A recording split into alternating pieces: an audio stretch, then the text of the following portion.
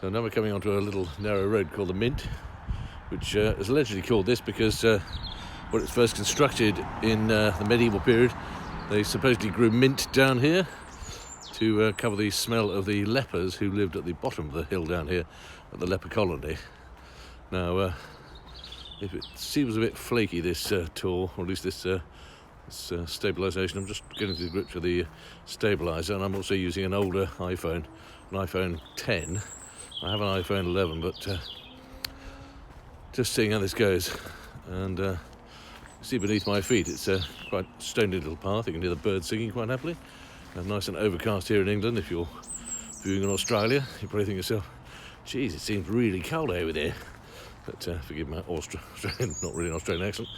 But you see the flowers are coming out here. Little tiny flowers down there. Little daphs and aconites. So spring is coming.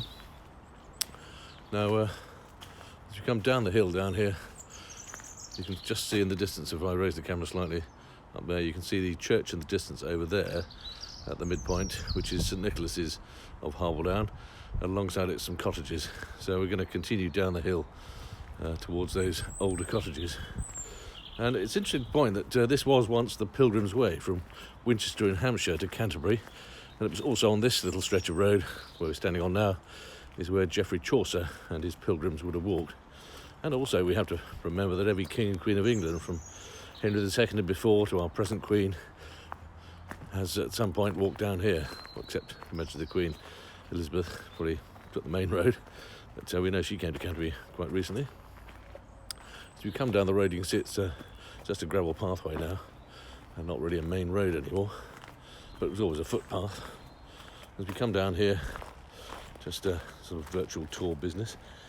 Just be careful underfoot. This is not very easy underfoot. And coming down to the 17th century cottages.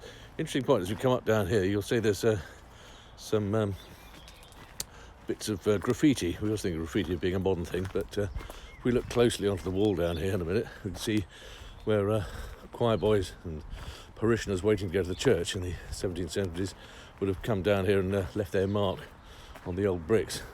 So if you ever live in a place that's got old property like this one here, always look out for the bricks themselves and just see if you can spot some ancient graffiti like this one here. You can see AH, and above it there's names up there as well. And it's not the only bits, there's still a few bits down here. There's obviously bits of old clinker brick down there, like that one there, which is slightly darker than the rest, which is usually when an apprentice brickmaker has fired them too dark. And as you come down a bit further, is there letters there? You see any letters there? Maybe I can pot them out in After Effects. What's fascinating though, when you look at these marks here, like that one there, that's been scored by hand, doesn't it? It's not an actual mark down there. And there's a letter A. See a letter A there? And also there's TMH. Good contrast on this camera at least. As you come a bit further down here, we'll probably find some more at the edge. And there, look, 1745. You see that date there?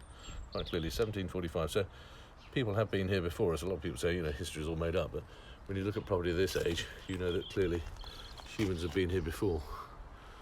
So that's a little point there.